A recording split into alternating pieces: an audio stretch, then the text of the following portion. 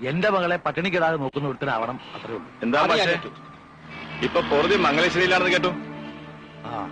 നീലാണ്ടൻ ഇപ്പൊ എന്നെ വെച്ചോണ്ടിരിക്കുന്ന മൂത്തേനാണോ? ഇളയതിനെ ഇറക്കുന്നുണ്ടെങ്കിൽ പറയണം. മുണ്ടക്കൽ ശേഖരന് താല്പര്യമുണ്ട്. ശേഖരന്റെ ഉള്ളത് ഇന്ത്യൻ ഉറുപ്പി തന്നെയാ.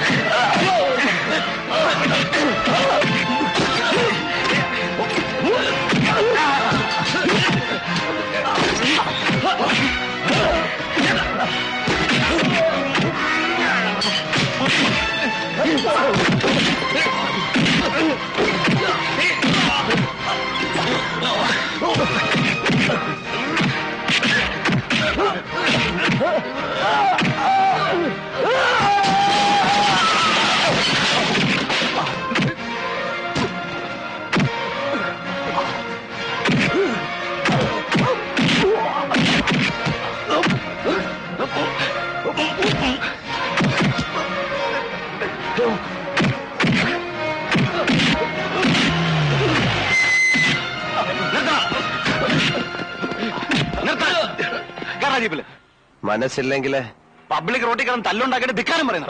പറയും. അതാ ശീലം. താനായിട്ട് വിചാരിച്ചാൽ മാറ്റാനാവില്ല. പോ പോ. താനെന്താ ഭീഷണിപ്പെടുത്തുക?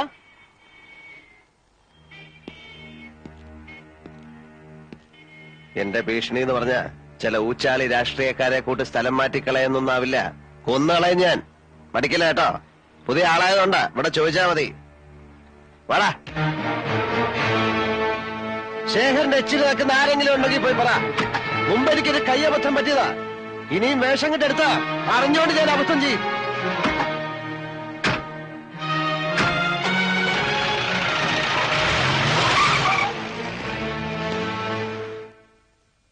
അപവാദം പറഞ്ഞില്ലെങ്കിലല്ലേ അത്ഭുതമുള്ളൂ. നീലകണ്ഠന്റെ സ്വഭാവം അത്രയ്ക്ക് പ്രസിദ്ധാണല്ലോ. അനുഭവിക്കണ്ടേ? ദൈവനിശ്ചയായിരിക്കും.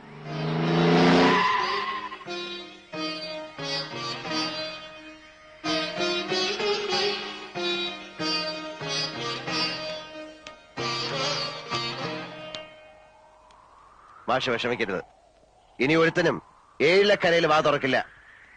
1000 കുടത്തിന്റെ വായടയ്ക്കാം. എന്നാൽ ഒരാളുടെ അടയ്ക്കാത്ത വാ തുന്നി കെട്ടാൻ എനിക്കറിയാം. അതെനിക്ക് വിട്ടേക്കൂ. മാഷ് അതൊന്നും ഓർത്ത് വെറുതെ മനസ്സൊരുക്കണ്ട. പിന്നെ ഇതിന്റെ പേരില് ഇവിടം വിടാനുള്ള തീരുമാനം വേണ്ട. അപ്പോ അവര് ജയിച്ചു എന്നാവും. ഞാൻ കാരണം നിങ്ങളാരും തോൽക്കുന്നത് എനിക്കിഷ്ടമല്ല.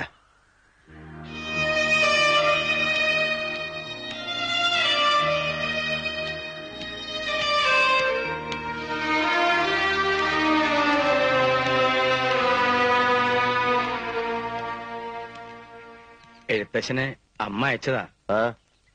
കൂട്ടിക്കൊണ്ട് ചെല്ലാൻ അയച്ചിരിക്കുന്നത്. കാണണമെന്ന് കരസരായ മോഹമുണ്ട്. അതുകൊണ്ടാ. പൊയ്ക്കോളൂ.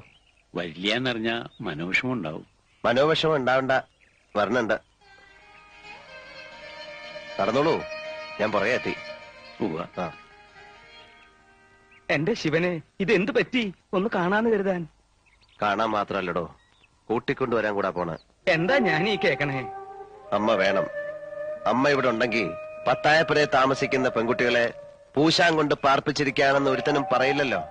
പിന്നെ കൂടെ പൊറുക്കാൻ കരളുറപ്പുള്ള ഏതെങ്കിലും ഒരു പെണ്ണി ലോകത്തുണ്ടെങ്കിൽ 4 ആൾ അറിയെ വിളിച്ചുകൊണ്ട് വരണം. ഈ പെണ്ണുപിടിയം പട്ടം ഒന്നും മാറ്റാൻ പറ്റുമോ നോക്കണമല്ലോ. എനിക്കിനി മരിച്ചാ മതി. അരുതാത്തത് പറയാടോ. മംഗലശ്ശേരി മാധവമേനോന്റെ മകൻ യോഗ്യനായി മാറുമ്പോ കൂടെ താനും ഉണ്ടാവണ്ടേ? അപ്പോഴല്ലേ ഒരു സുഖമുള്ളൂ.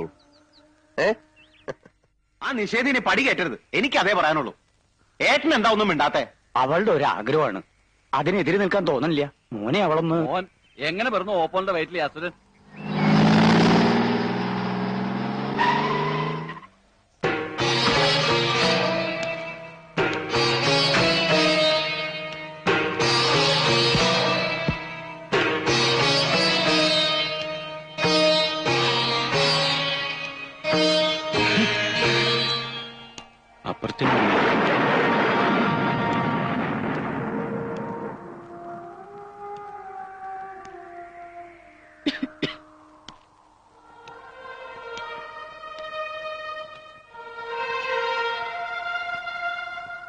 ഇരിക്കെ.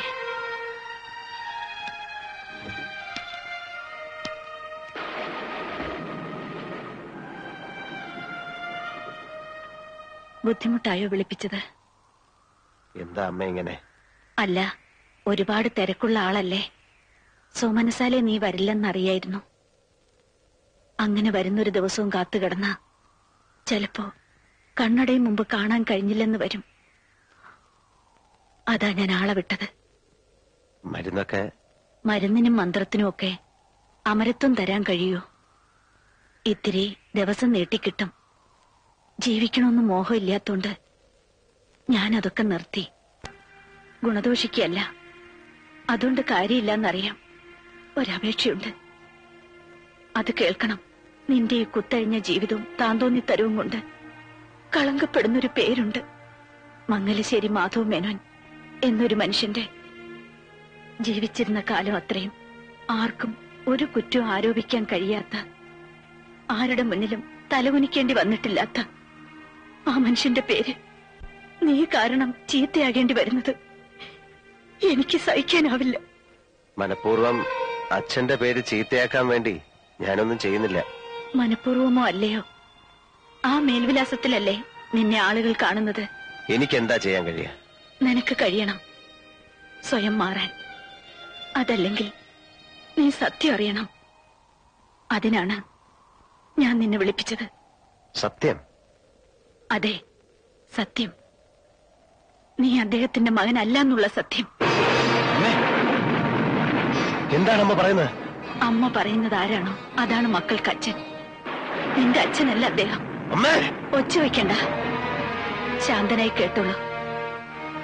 വീട്ടുകാരുടെ നിർബന്ധത്തിന് വഴങ്ങി അദ്ദേഹത്തെ വിവാഹം ചെയ്യുമ്പോ എന്റെ വയറ്റിൽ നിനക്ക് 2 മാസത്തെ വളർച്ചയുണ്ടായിരുന്നു. എല്ലാം ഞാൻ തുറന്നു പറഞ്ഞു. ആദ്യത്തെ രാത്രിയിൽ പടിയിറക്കുമെന്ന് കരുതി തന്നെയാണ്, അതാഗ്രഹിച്ചു തന്നെയാണ്. പക്ഷേ എല്ലാം ആ നിമിഷം തൊട്ട് മറന്നേക്കാൻ അദ്ദേഹം പറഞ്ഞു. നീ പിറന്നപ്പോൾ അത് സ്വന്തം കുഞ്ഞായിട്ട് അദ്ദേഹം കരുതി. എന്നെയും അങ്ങനെ വിശ്വസിപ്പിക്കാൻ ശ്രമിച്ചു. കൂടെ കഴിഞ്ഞ 26 വർഷവും അദ്ദേഹത്തിന്റെ ശ്രമം അതിനുവേണ്ടി തന്നെയായിരുന്നു. നീലകണ്ഠ, ദാനം കിട്ടിയതിനെ പാരമ്പര്യമായി കണ്ട് അനുഭവിക്കരുത്, അതിൽ അഹങ്കരിക്കരുത്. നിന്റെ പാരമ്പര്യം പിഴച്ചുപെട്ടൊരു അമ്മയുടേതാണ് മോനെ. മോനെ നീല, മോനെ മോൻ.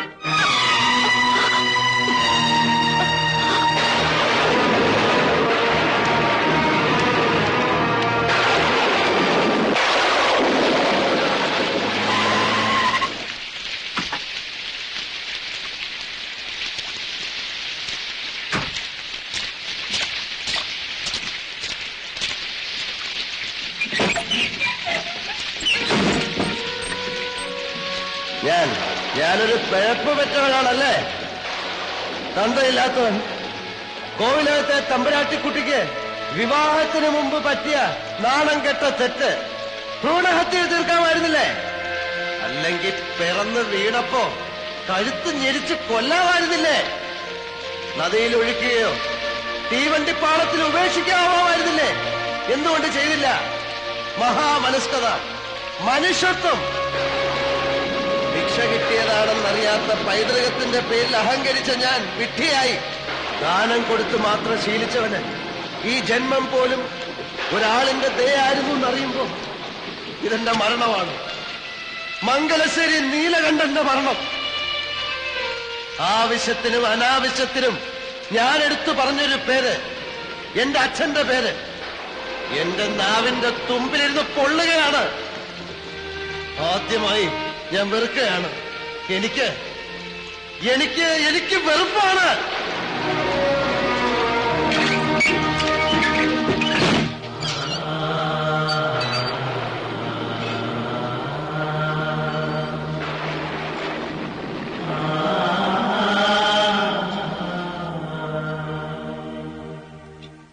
ഇതെന്താ പറ്റിയേ? എന്തെങ്കിലും ഒന്ന് പറഞ്ഞില്ല. എന്നെ ഒന്ന് വഴക്ക് പറയെങ്കിലും ചെയ്യ്. വരേ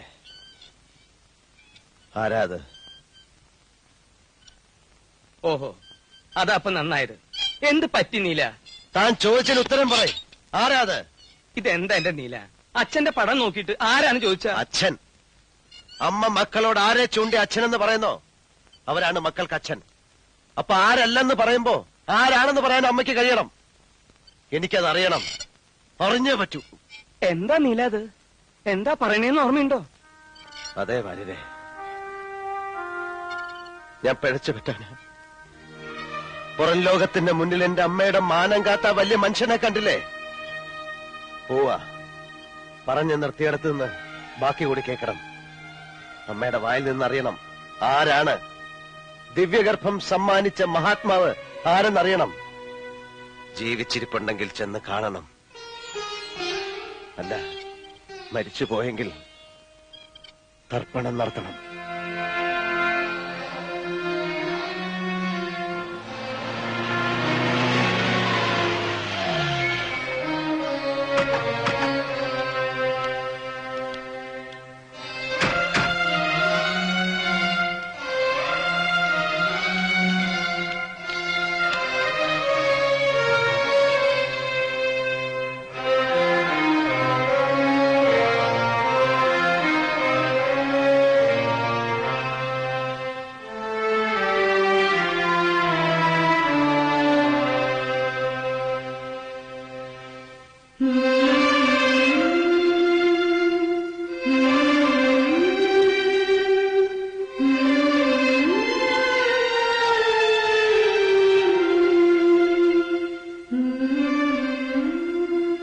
ഒന്നും മുഴുമിപ്പിക്കാതെ പോയി അല്ലേ വരുതേ?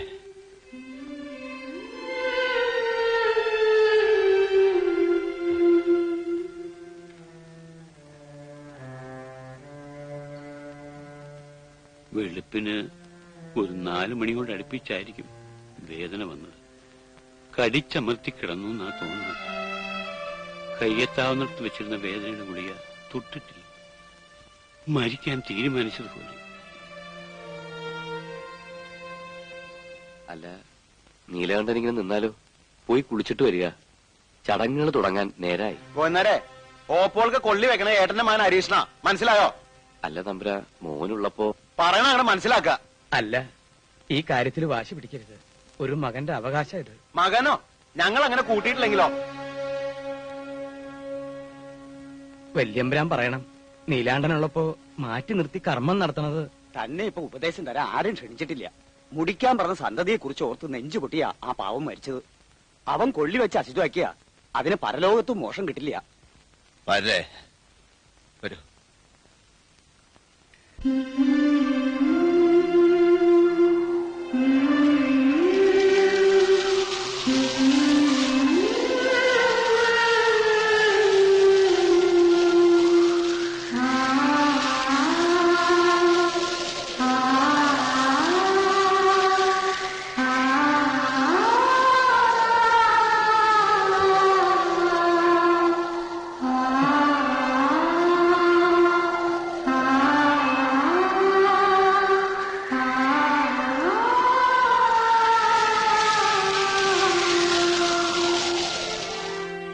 അറിയാനുള്ള അവകാശം കുഞ്ഞിനുണ്ട്.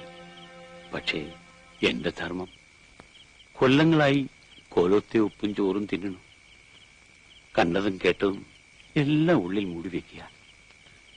എനിക്കറിയാവുന്നതൊക്കെ എന്നോടുകൂടി മണ്ണടിഞ്ഞോട്ടെ. എന്നെ നിർബന്ധിക്കരുത്. പക്ഷേ ഒന്നു കുഞ്ഞ് മനസ്സിലായിക്കൊള്ളൂ, എല്ലാം കൊണ്ട് യോഗ്യനായ ഒരാളായിരുന്നു. രാജരക്തം തന്നെയാണ് ഈ ദേഹത്തോട് ഒഴുകുന്നത്.